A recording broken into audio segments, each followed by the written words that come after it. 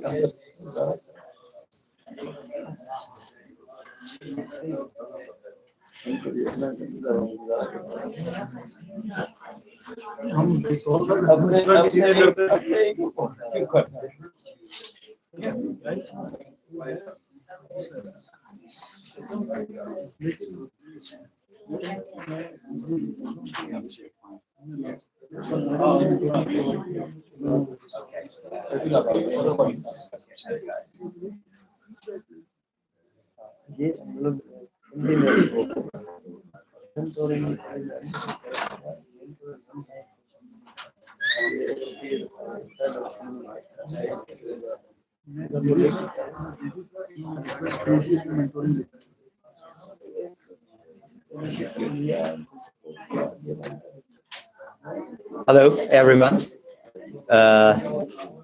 This time I'm not going to talk in Vodou. I'm going to talk in English with my Chinese accent.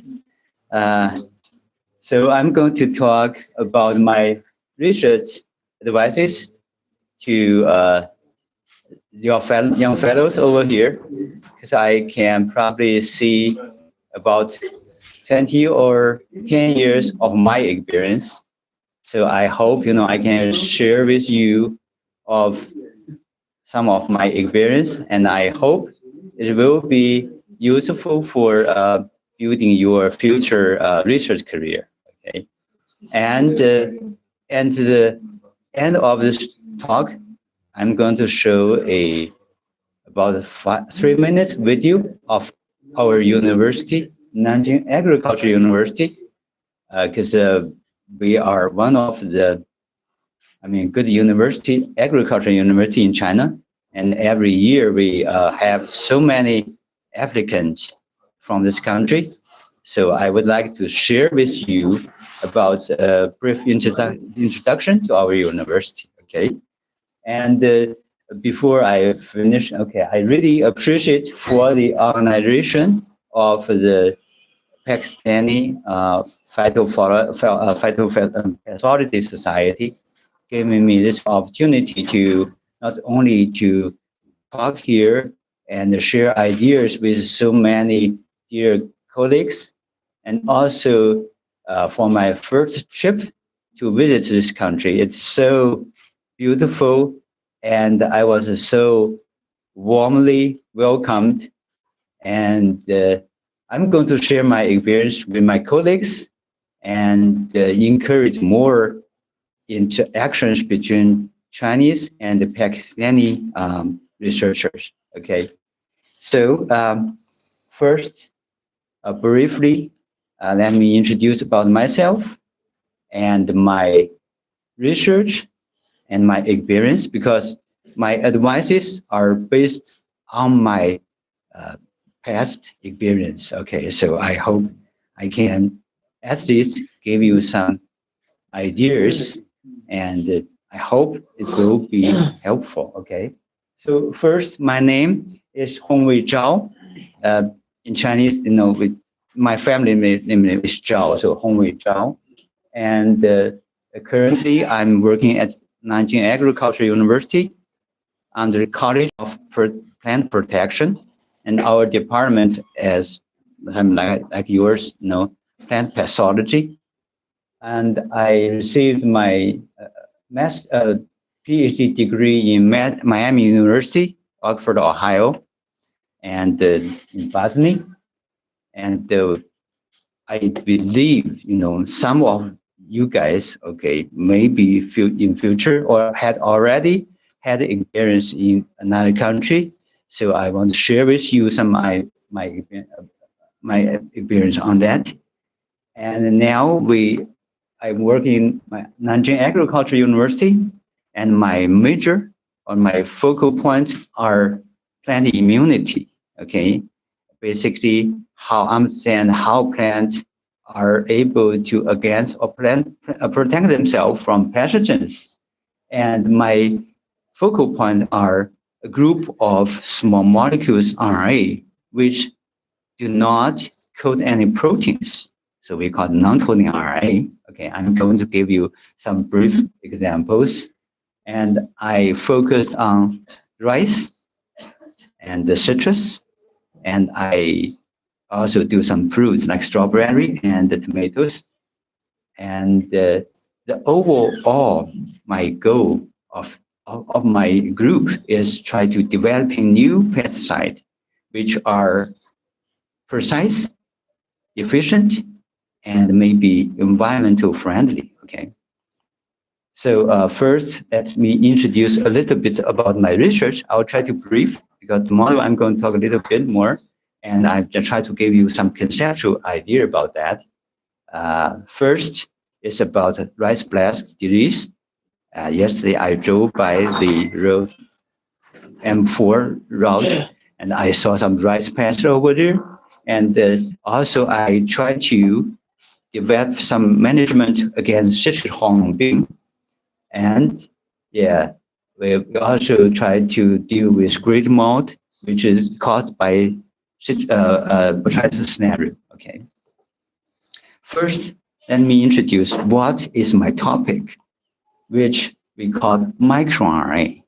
MicroRNA is very micro. It's only 21 to 24 nucleotide long. Okay. Obvious, with so short sequence, it's impossible for it to encode any proteins, right? So it's non-coding RNA.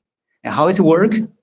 It's working by precisely recognize another messenger RNA. We call it target RNA. Okay, precise means if you have a residue in this small RNA, microRNA, okay, you have to recognize a U on the opposite strand, right, on the target. If you have C, then you're going to recognize a G. If you have a stretch of 21 nucleotide, then you are going to very, very precisely recognize a stretch of target sequence, that right?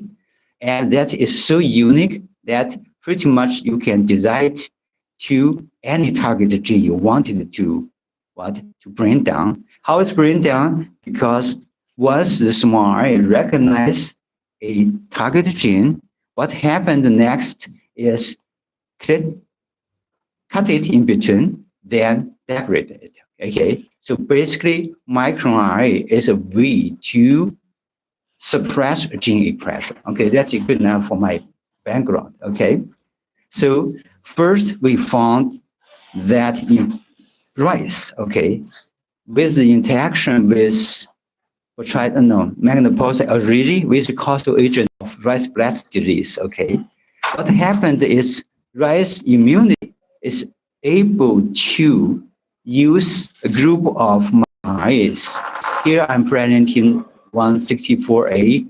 Our evidence shows that many microRNA can do the same kind of job, which is contribute to the resistance to suppress the infection of the pathogen. Okay.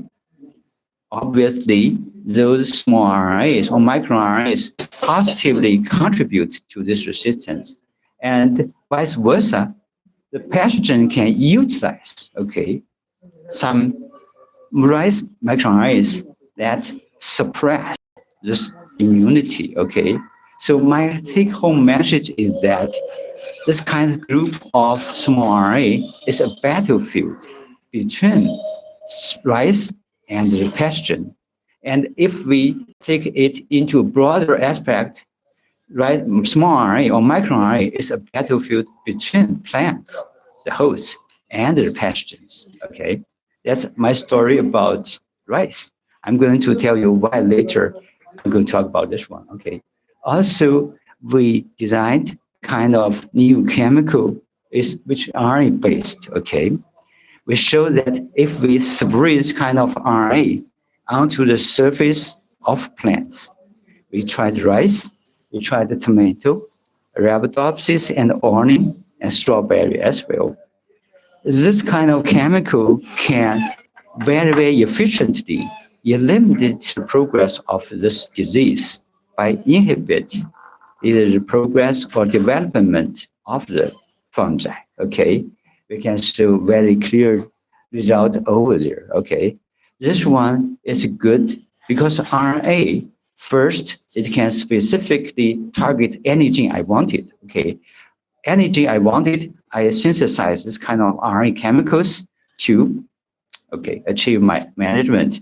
Secondly, RNA kind of degradable. Okay, it's not so stable, so it's safe for our table fruits. Okay, we spray it. 15 days later, it's onto our table. Nothing over there. Okay, and third, we found that on citrus hormone bean. Okay, there is a mechanism we call it community immunity, which means if one citrus is or a group, some citrus trees are affected by hormone pathogen, okay, it's bacteria, then the citrus is going to send a signal to the neighboring plant, okay, even before they are being infected. So I made a metaphor like a Great Wall in China, which, okay, the inside is a citrus. When citrus is attacked by the hormone citrus pathogens over there, they're going to raise the smoke for a warn system. Okay, so the smoke symbolizes MESA, which is a chemical. Okay, warn the tower going to do this kind of relay to warn a very remote part of the cities. Okay, so this is ancient Chinese warning system. Okay, intelligence system to transfer information very efficiently and quickly. And now in citrus, we have the same thing. Okay, once the citrus be infected, it's going to emit kind of volatile chemicals to the air and warn surrounding citrus. Okay, and the whole thing is controlled by a microRNA called 2977. You may not see it very clearly over here. So anyway, my take-home message is that microRNAs are very important, okay, for the control of diseases and pathogens, okay. So last we designed kind of, okay, I put it into this summary for my research, okay. First, microRNA are important to control the plant genes for their immunity. Also, pathogens are able to hijack the system for their own benefits. Okay, we also found some new type of non-coding RNAs. I'm not going to cover it anymore, so I'm going to skip this one. We also found very interesting that plants microRNAs can travel across membranes to the pathogen cells, and the pathogen can secrete microRNAs, travel across membranes to the plant cells, and control each other. And taking this advantage, we can design chemicals which are RNA. Then we spread it on plant. Then it can control the development or at least resistance of plants. Also can control the pathogenicity of fungi. Okay, that's pretty much what's going on in my lab. And okay, so now I want to switch gear to introduce you some of my experience about those. Okay, first I want to give you four group of devices. Okay, first is about your, okay, now we have many young fellows over here, okay, maybe PhD or postdoc, and then later you're going to have a career. What's the relationship between the training you received now and the research or career you're going to take in the future? Okay. Secondly, I want to talk to you, okay, how important of your talent, okay, regarding to your research. And the third, about the motivation of research, and fourth, about the finding a right niche for your future development. Okay. For the first one, for the training, so this is my background. Okay, you can have a look of my background. Okay, for my bachelor degree, I went to a pharmaceutical university. Okay, major in microbiology. Okay, so I studied for 4 years, and I learned a lot of chemical stuff in organic chemistry, analytical chemistry, physiological chemistry, and many. I cannot speak in English. Okay. And after that, I went to Nankai University, and my major was biochemistry and molecular biology. Okay, so kind of switch gear to a plant part. And after that, I went to Miami University for my PhD. Then I received a botany degree, okay, and plant people. Then I went to UC Riverside for my postdoc, okay, plant pathology. And in 2012, I moved to Nanjing Agricultural University, and my major was plant pathology.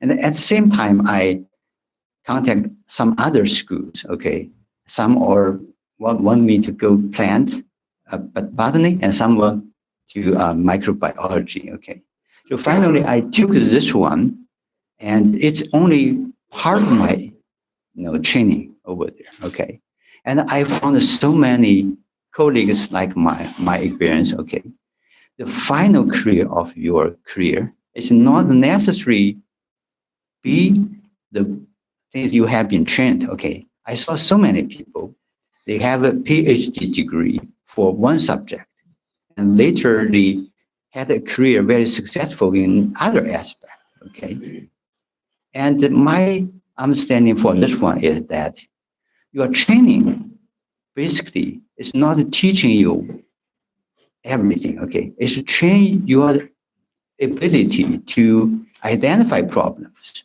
to how to do analysis, how to design things to solve your problem.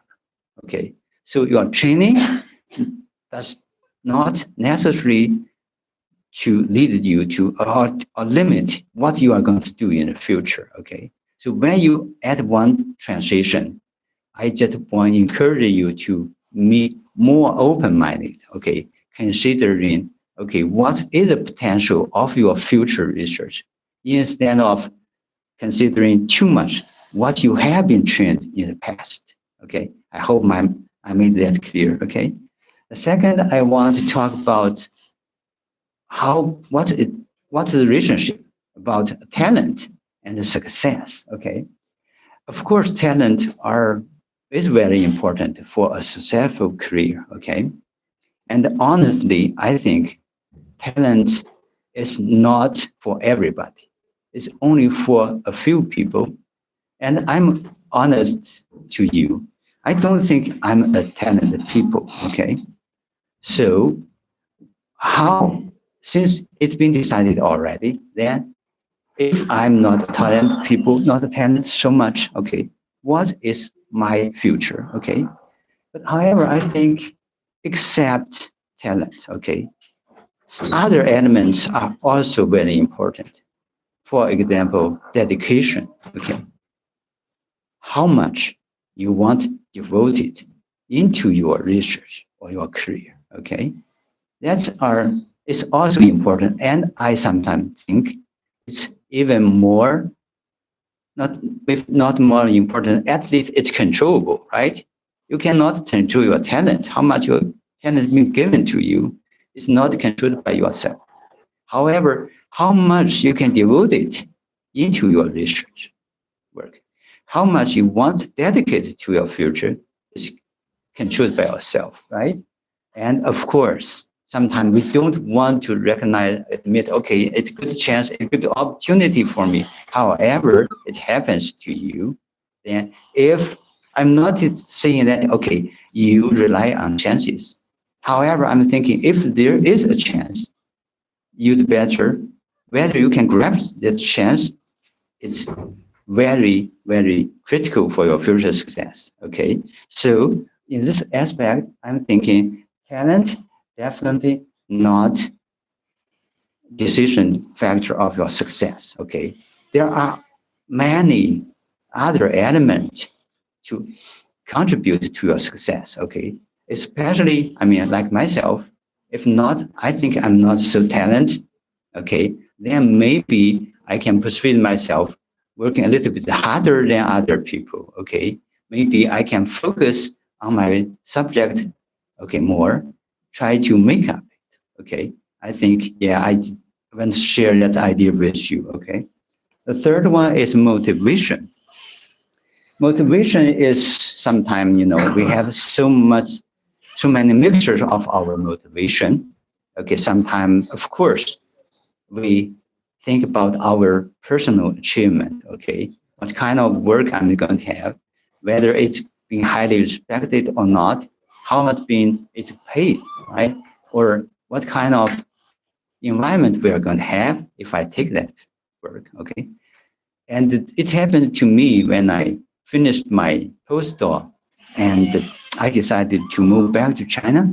But my wife, she kind of does not like it because she thinks, okay, it's much easier to live a life in United States.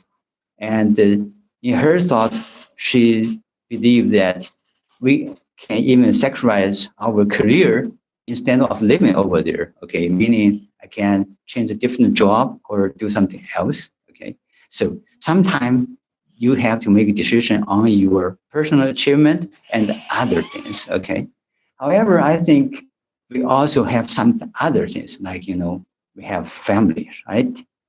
And I talked to my friend when I went to United States when I was 30, about 30. Okay, after 10 years, I kind of determined already inside I'm Chinese. I don't want to stay there, and I'm only son. I have a sister in my family. I want to join my family, right? I want to take care of my parents. So I think going back to my country is the best choice of mine. So honestly, I had some argument with my wife. And sometimes you also considering what is the society benefits, right? At that time, we have a lot of people like me in United States. We're learning chemistry and plants. And that time, China needs a lot of people like us coming back. Of course, they have a lot of encouragement, okay, starting package for that. Okay, so yeah, and my point to try to make is when you are making a decision, what kind of work you are going to do, it's really you need not only considering your own personal achievement, okay, your personal interest. You should consider also your family, your society, your country. I'm talking about that because I noticed the similarities between China and Pakistan.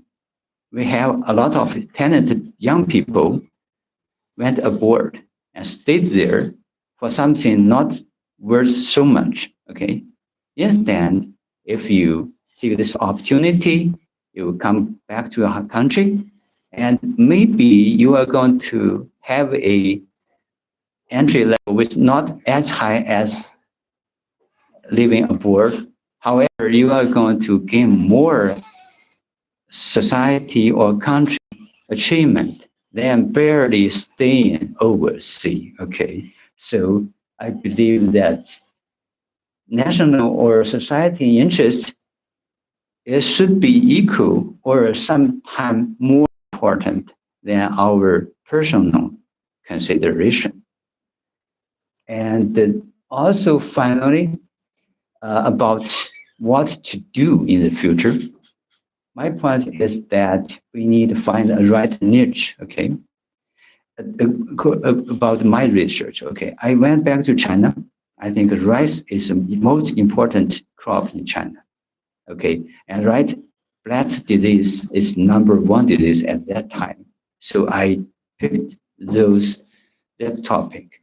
However, when I think back my decision, I thought, okay, if I had another chance, I may not do that because it's so competitive. Okay, so many people are competing for the same topic, it's very hard to get any funding, especially when you are not established yet. Okay, so I really had some hard time for the first 3 or 4 years for getting funded. Okay, if I at that time, okay, started with my second part, citrus hormone bean, or if I determine to develop that kind of RNA chemicals, I will be, I think, in at much better shape than I'm doing now.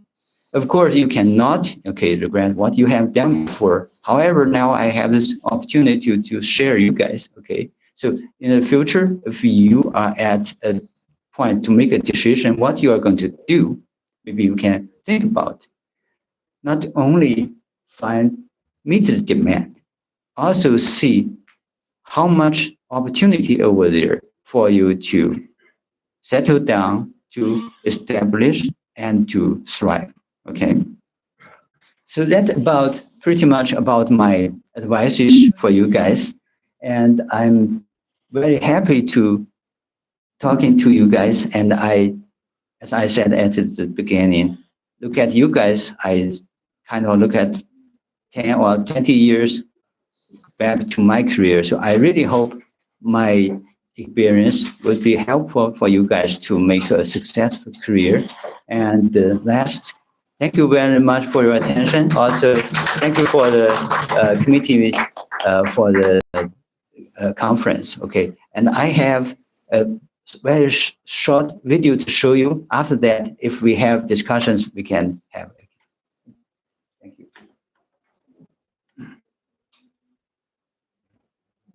There should be sound too, right?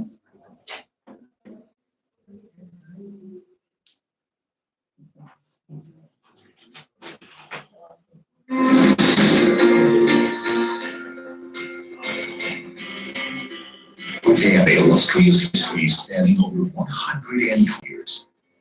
Nanjing Agricultural University proudly stands out as the premier national institution of higher learning.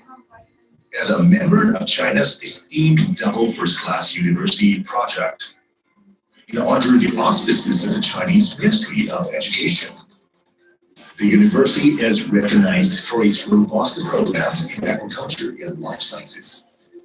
Moreover, it has a wide range of academic disciplines comprising of sciences, economics, management, engineering, humanities, and law.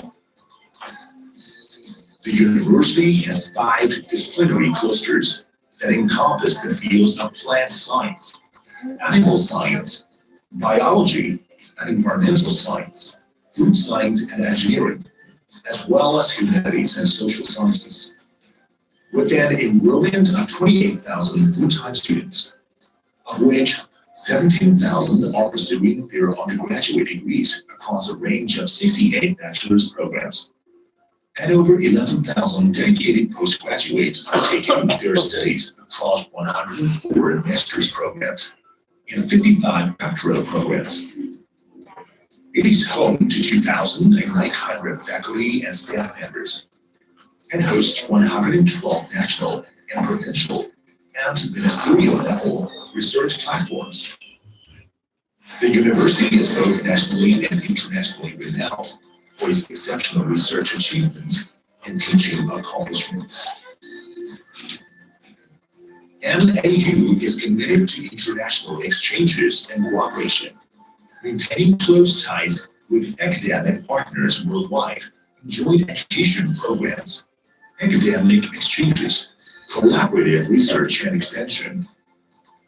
We are privileged to collaborate with over 170 universities and research institutes in over 50 countries and territories.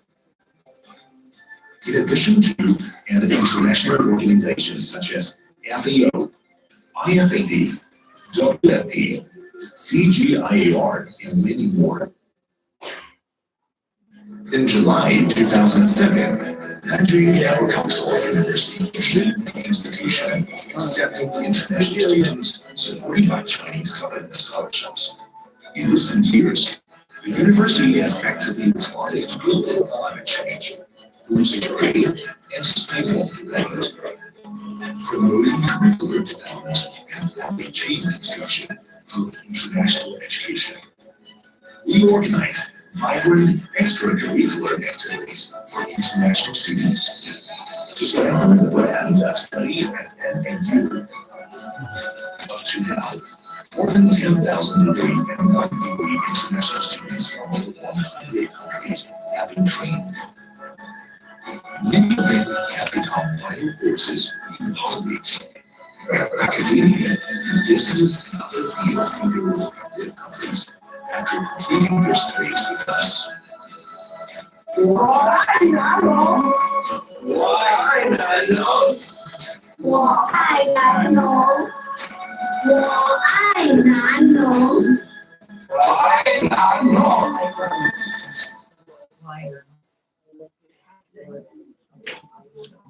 Thank you very much.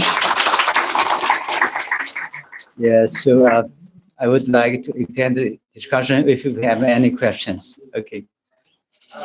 你好，你好。 I also graduated from Nanjing Wow. in 2017. Was a Professor Gaushun. Oh yeah. Your video made me so emotional. Really? Because I saw the old building and the buildings in this Shangri.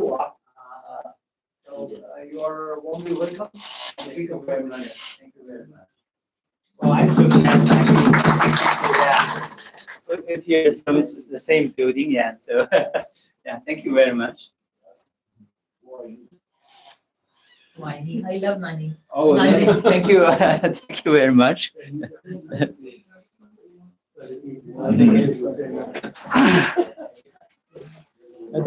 Oh yeah. If you have any questions, you can ask. Okay. Yeah.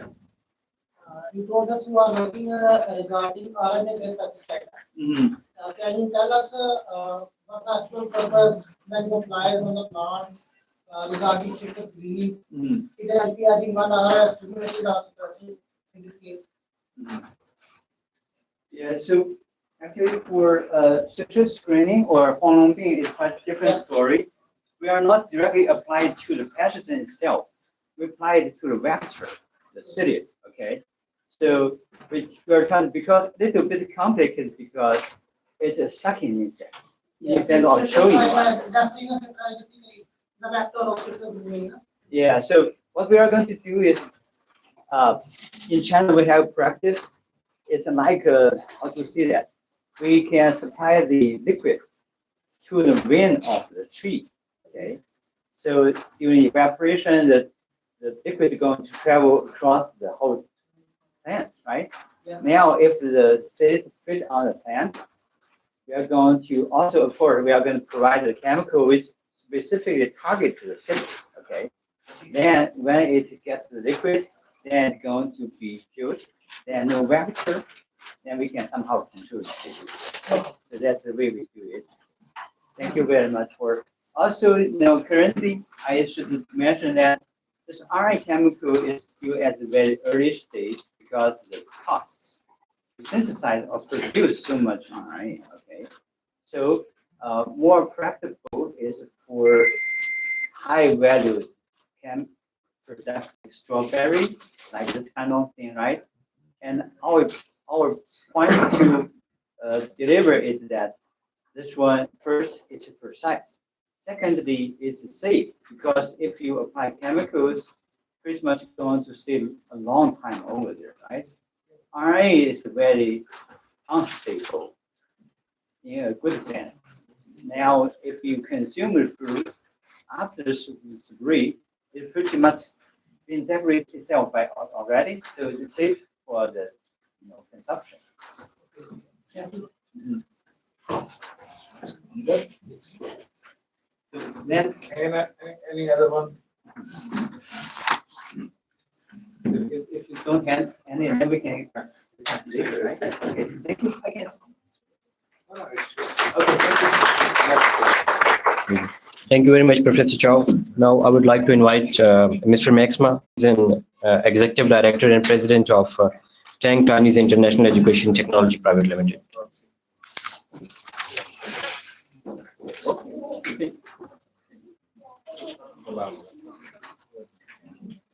Assalamu alaikum, ladies and gentlemen. I'm very happy to be invited here because I'm not a stranger in IUB. Moreover, I'm not a stranger in Pakistan. I always consider Pakistan as my second hometown because I developed my career in Pakistan for last 18 years after my graduation from China. So I am the unique one. After my graduation from China, I come to Pakistan. So today, as of today, I'm here in 18 years. Actually, I also graduated from agriculture university called Gansu Agriculture. I don't know you guys, someone study Gansu Agriculture or not. But my major is not related to agriculture. My major is international trading, English. So I want to share something with all our Pakistani sisters and brothers. Why I am here? Why I am living Pakistan for 18 years. I don't want to leave this country. I want to achieve my future career in Pakistan. Because I developed my career in Pakistan. When I come to Pakistan, I was like this. But today, my life is very colorful, like Chinese man. Even like this background. It's very colorful and meaningful. Even this year, I took my two daughters come to Pakistan and enjoy Pakistan. So I asked them to come by air, drove them to China by road. I took them to see the Afghanistan refugee in Pakistan. Please see how these Afghan refugees, they are living in Pakistan. How Pakistan people accept Afghanistan refugee in Pakistan. What's the main reason why such Afghanistan refugee, why they come back to Pakistan and live here? So I give lots of lessons to my children. Seeing is believing. After my 18 years career, now we decided to do two things for Pakistan. Before I give my presentation, the question from my side is, what do you have in Pakistan? This is a very big question. Frankly speaking, I always think about what do you have in Pakistan?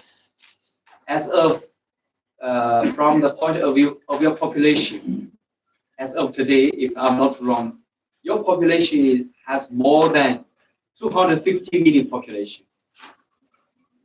Out of 250 million population, more than 60% population, they are youth at the age of 30 to 35. I always talk to Pakistan stakeholders. You have youth population bonus, but you don't have skills bonus. If you don't give this youth skills education, proper technical education, your country will face big disaster because they have no job, no food, no lives. They create problem. So what is the solution? Since 2015, I evolved. Are you thinking only about men? Yeah. The solution is Well, that's gender discrimination. I told it in So 2000. no wives, no husbands also. Yes. What is the issue? How we give them solution to make them happy? So since 2015, I will think about this issue. So finally, I left my previous platform. Everyone knows because this platform is very famous, called Java Brothers. I left the Java Brothers. Actually, I worked in Java Brothers as senior advisor for 8 years. I know a lot of things from the ground. I left Java Brothers. I formed a new company.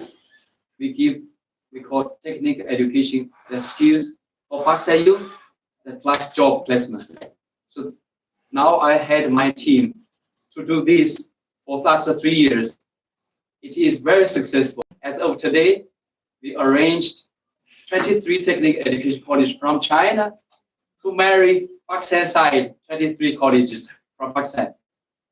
The solution is we give them Pakistan side and China side joint education. So why we want to have such initiative for joint education? we understand in the future, in China, we don't have population bonus. So we need to utilize Pakistan's skills, youth, and to have better job opportunity in Chinese industries in Pakistan and the Chinese industry in Saudi countries, UAE. So the solution is we want students to learn Chinese language, understand our culture.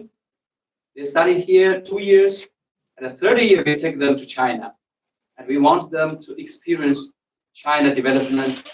And more, we want them to use our Chinese partner college, latest labs, latest facilities, and we give them 1 year hands-on training. After 3 years joint education, I think they will become happy. They will get 1 diploma certificate from China and 1 certificate from Pakistan. And more, we arrange scholarship, food, accommodation for those students. The only fee from student side is their international tickets. They can go to China by road or by air. It's up to them. I also talk to the students. You should get credit loan from your parents. You should borrow money from parents after your 3 years education. When you have good job, you should pay back to your parents. I talk to lots of students in more than 20 colleges and universities. I give them first lesson. So hopefully after 3 years education, I think our students will have better job opportunity. They will have better job and earn good salary and improve their living quality standard. Of course, for your country economy, of course, will be improved. And because there are lots of foreign exchange from overseas like Saudi, like UAE. And this is what we are doing for the country. And secondly, what we are doing is we want to do something related to health, because in China we have very famous our culture called traditional Chinese medicine. So we are working with IUB, working with IUB universities. Secondly, we are doing herbs farming, herb medicine manufacture, and also we want to offer traditional medicine treatment in hospital, plus academia in education. If we do these 2 things successfully in Pakistan, I'm very confident I will my all local team members with happiness and enjoy happiness with a smile. I always told my team members, actually now in my team, I am the only Chinese. We have 12 Pakistani people. I am the only Chinese. I had my team very successfully.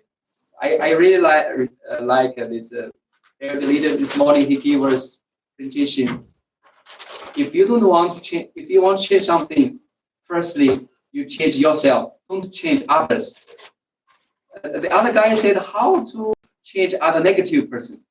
If you do yourself as a good example, you will influence others. Through your behavior or your attitude, others they will follow you. They never hurt you. They will follow you. They will share your story with others. So I always say, I talk to my colleagues, welcome to our family. We are equal to each other.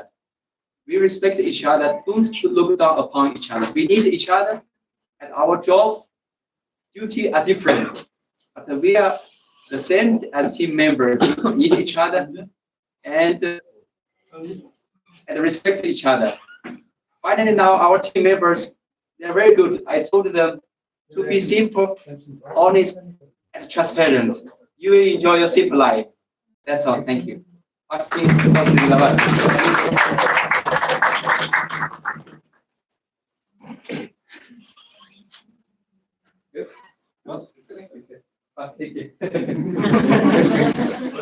Thank you very much, Maxima. Bas theek hai. I would like to invite Professor Dr. Safdar Ali Anwar Sahab for his talk on career development in plant pathology.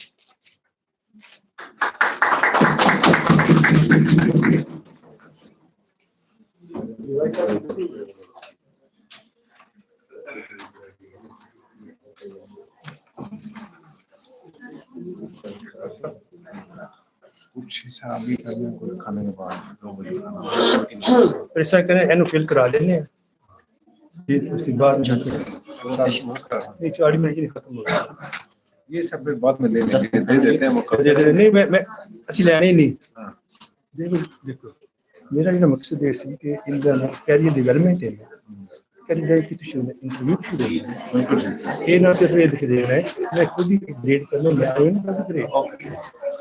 No grading